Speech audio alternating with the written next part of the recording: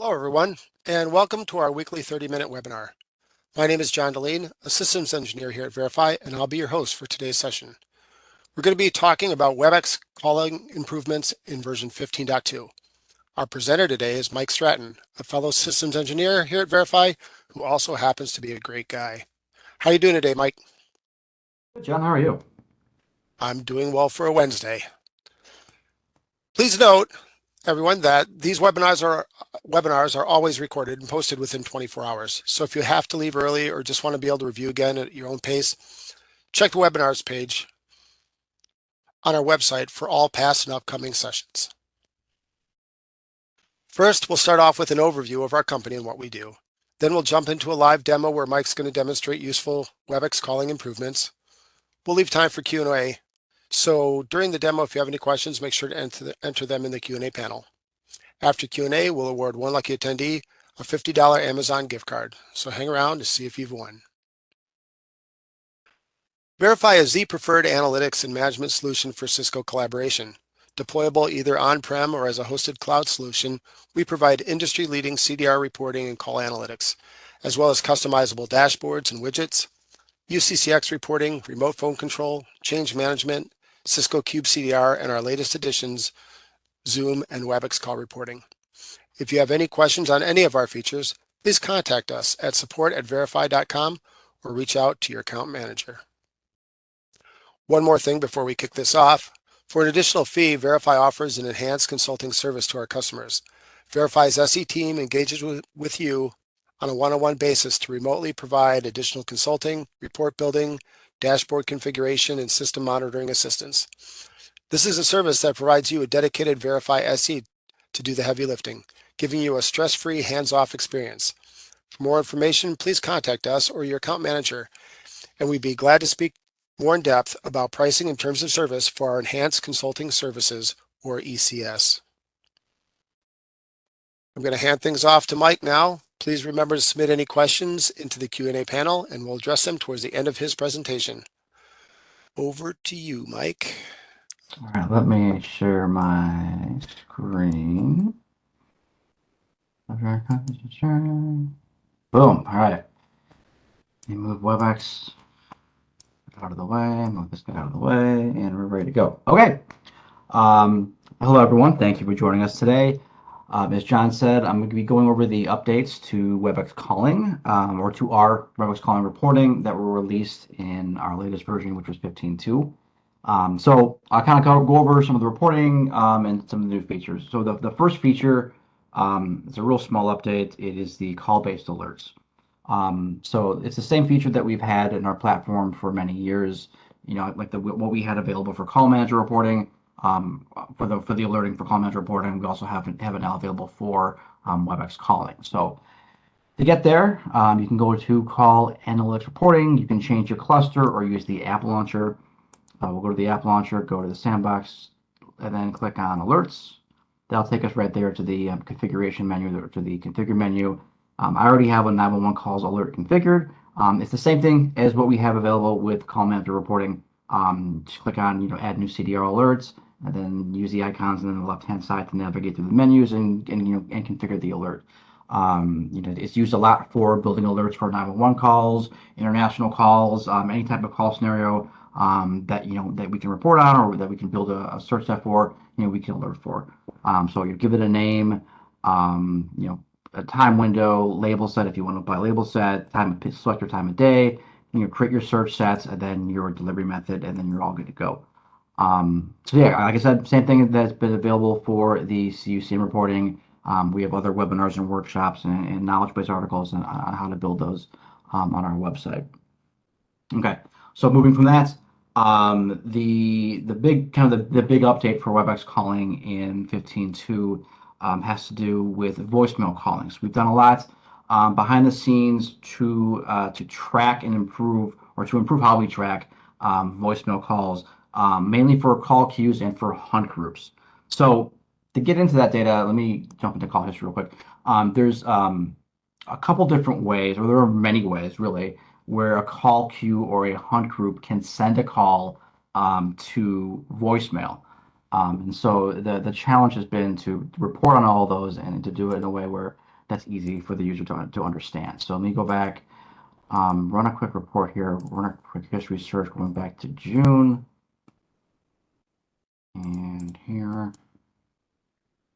move this guy. We're gonna look at a hunt group today, but the hunt group and the call queue logic is pretty much the same. So we'll go look at our test hunt group, and then we're just viewing the call. So there's 10 calls in this hunt group, and some of these calls have gone to voicemail. So if I export this as a report, which I've already done to save time, here is my first report. This report contains those 10 call sequences. So you can see going back to history, there's 10 call sequences. You'll see the 10 call sequences here, and 4 of those have gone to voicemail. So like I was saying, there's different ways calls can go to voicemail. You can have, and it's all based on how the hunt group or the call queue is configured. So you can have it, ring for a specific time, or the call can be queued for a specific time and then go to voicemail. There could be maybe like no agents available, and then the call goes to voicemail, or if the call rings at all the agents within the hunt group or the call queue, and then it goes to voicemail. So in 15.2, we can not only identify the calls or the hunt group and the call queues that go to voicemail, but we can also summarize. So here, in this case, when looking at all the calls that go into the hunt group, we can give you a count of how many calls actually, went to voicemail.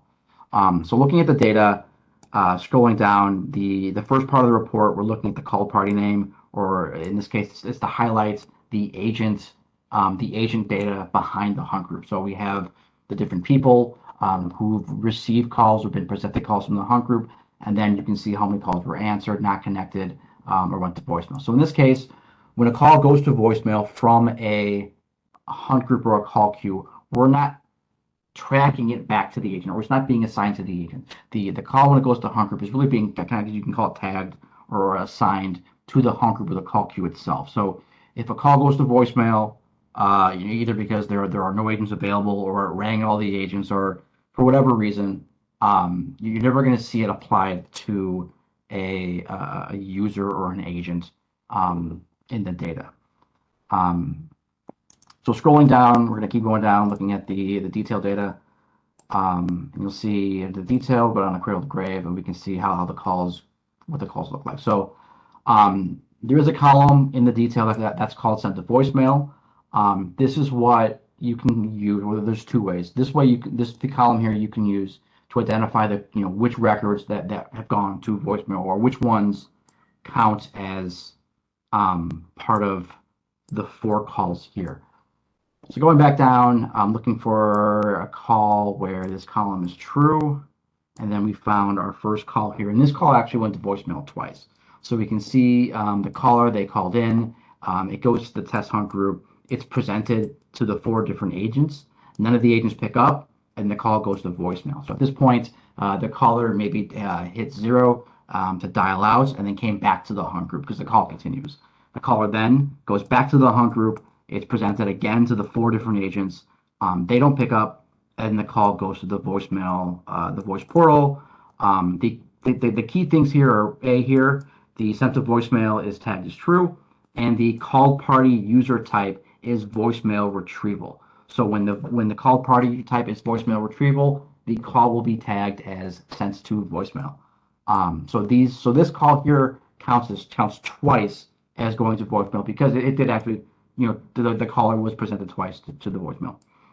Moving down, this next sequence here, caller calls in again, goes to the hunt group, 2 different agents, and then the call goes to voicemail. So again, we have voicemail retrieval, sent to voicemail is true, and then next one down, call comes in, hits the hunt group, again, both agents don't answer, and then what we have here is we have 2 records here. So we have the test voicemail group sending the call to voicemail. So this, with the call party user type is voicemail group, that counts. It doesn't count, but it's part of the voicemail process. So it's basically, that's the call being sent to voicemail, and then the voicemail retrieval record is where the caller is connected to voicemail, and that's where they can leave a voicemail. So this leg here is the one being marked as true, and this record here then counts as part of the 4 legs up here. And I think we have one final call here, or maybe not. We don't. So then what we also have are two other calls that went to voicemail, but they don't count against the hunt group. And I can explain why. So this call here, caller, again, same caller, he calls in again, hits the test hunt group, it goes to the different agents, and then these two records here show the call going to voicemail, but you notice the called hunt group name here is blank, and these records aren't highlighted because they don't match the search set, which was calls into the hunt group, or I was filtering on the hunt group name. So what happened here was the agent, in this case it was Kyle. Kyle had his phone set to auto forward calls to voicemail. So in this case, when the call is presented to Kyle's phone, his phone sends the call to voicemail. So the difference is when a call counts against a hunt group or a call queue as a voicemail call, it's because the hunt group or the call queue was the one that sent the call to voicemail. So based on the rules of the parameters sent at the queue or the hunt group. So like if there are no agents available, that's a setting in the hunt group of the call queue. It goes to voicemail. That counts against the queue or the hunt group. When Kyle has his phone set to forward all calls to voicemail, and the call is presented to Kyle, and then it goes to voicemail. It goes to Kyle's voicemail in this case, because Kyle's phone is the one setting the call to voicemail. It doesn't count against the hunt group. Same situation if the call goes to an agent, the agent transfers the call somewhere else, they transfer it to another employee, and then they transfer it maybe another place, and then it goes to voicemail. At that point, the call has long left control of the hunt group or the call queue, and even though it goes to voicemail, it's not going to count against the voicemail call count for the hunt group or the call queue. So I hope that makes sense. Same scenario or similar scenario down here. Call comes into the hunt group. Call goes to somehow it goes to Kyle's phone, and again goes to voicemail. Again, it's not going to voicemail because of the hunt group or the call queue. It's going because of the phone, or in this case, Kyle's phone that kicked it off to voicemail. So that voicemail call count when you're looking at a hunt group will only include the calls where the hunt group or the call queue, was in charge of sending the call to voicemail. So I hope that kind of makes sense. If not, hit us up in the QA. I can further explain it. So also available with 15.2, kind of jumping back to the history or the report. So we also included in 15.2 call scenarios, or call scenarios as a search criteria. So call scenario types are also available for call manager reporting. I think they first came out for call manager reporting a couple of versions ago. They're also now available for WebEx calling. So in this case, it makes building out search sets a heck of a lot easier. So if I'm just looking for answered calls or forwarded calls, connected calls, not connected calls, instead of trying to build out a search set that identifies those different call scenarios, you can just select it from the list. So come in here, pick it from the list. In this case, if I only want to see the voicemail calls from my test hunt group, I can come in here, type voicemail calls. So now I'm looking for not just calls to the hunt group, but also calls to voicemail. View the results, and then now I have those 4 call sequences where a call went to voicemail. So I have those 4 calls right here, and what we have going back, so I can turn this into a report, export it, saving time. I already have it ready to go. So here we go. Here's our criteria.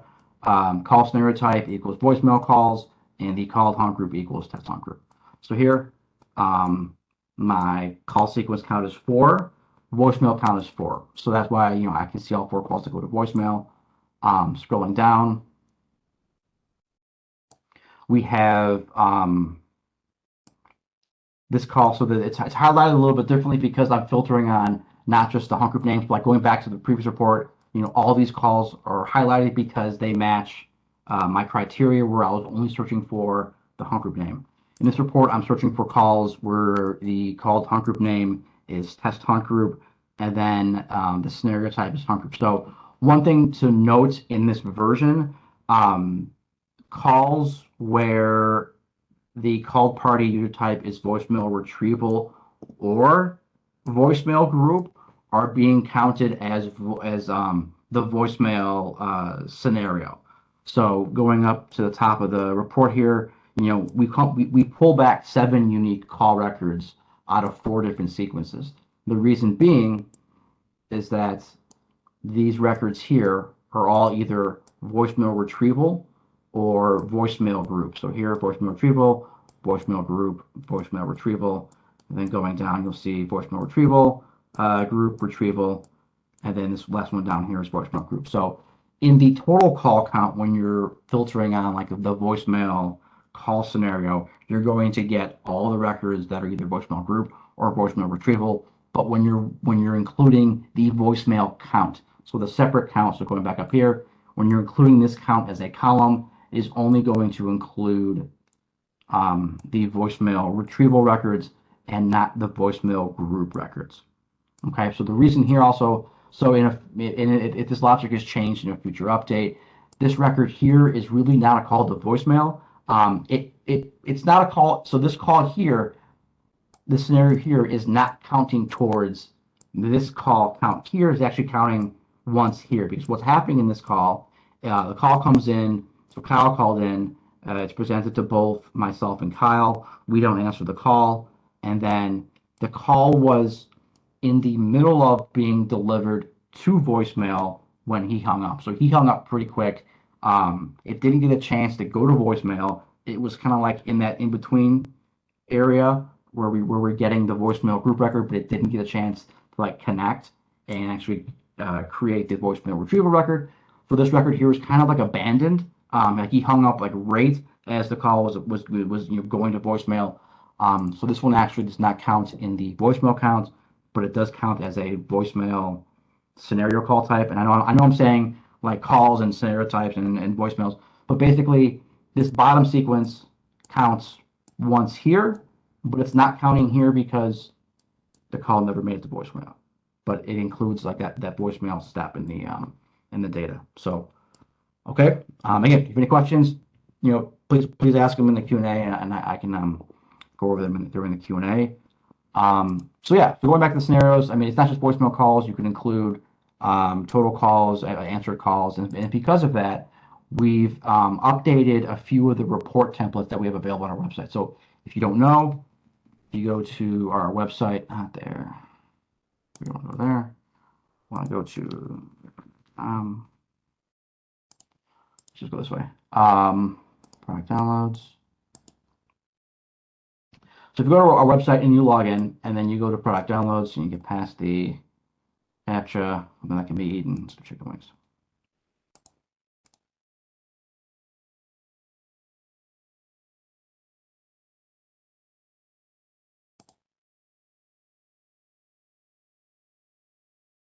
We're getting there. In our product downloads page, we have some report templates available for the different reporting packages. If you go click on if you download the WebEx calling templates, we've updated a couple of the report templates that were available in the earlier versions to include the call scenarios. So the big two would be the two hunker reports we've included or kind of simplified the search sets. So instead of, I think we were doing like the called party user type, and there's like 2 or 3 different criteria we're using. We've just changed it to where the called party user type is either voicemail or user, and then we're looking at the called hunt group, and then you can just pick your hunt group from the list. It's a much easier way of building the report.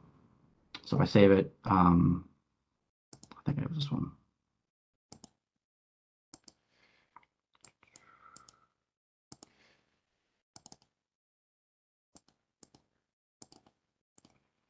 June 30th.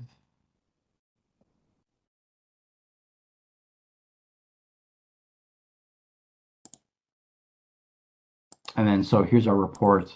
It's just, again, it's an easier way of running the reports using the new voicemail logic.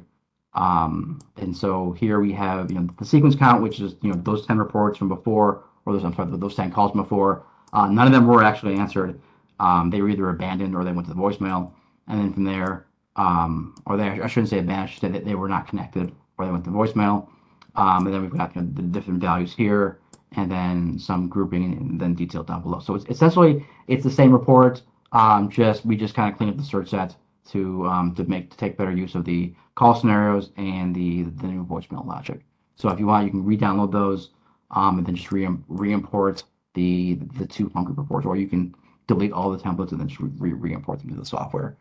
Also, new features for 12.2, we have, if you under the criteria, you search for voice, you can now filter by either voicemail group or called voice portal. So we do have, if we can, we'll pre-populate it with the list. So you can either search for, a specific voicemail group or a specific voice portal. So we're all calls to or from. So I think you just search, I think it brings back the same calls. Yeah, so we can see some of the calls going to voicemail, either by, again, voice portal or voicemail group. And that is it for the new features. I know that's kind of a lot. I said the word voicemail a couple thousand times. John, are there any questions or anything I need to cover again? Well, we don't have anything in the Q&A panel. If anyone wants to get something in under the wire, do so now. Otherwise, I will take back the screen.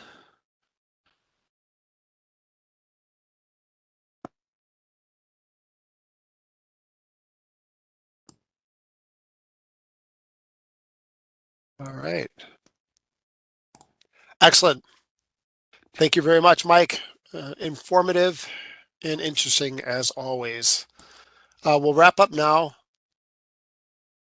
by announcing the winner of this week's $50 Amazon gift card.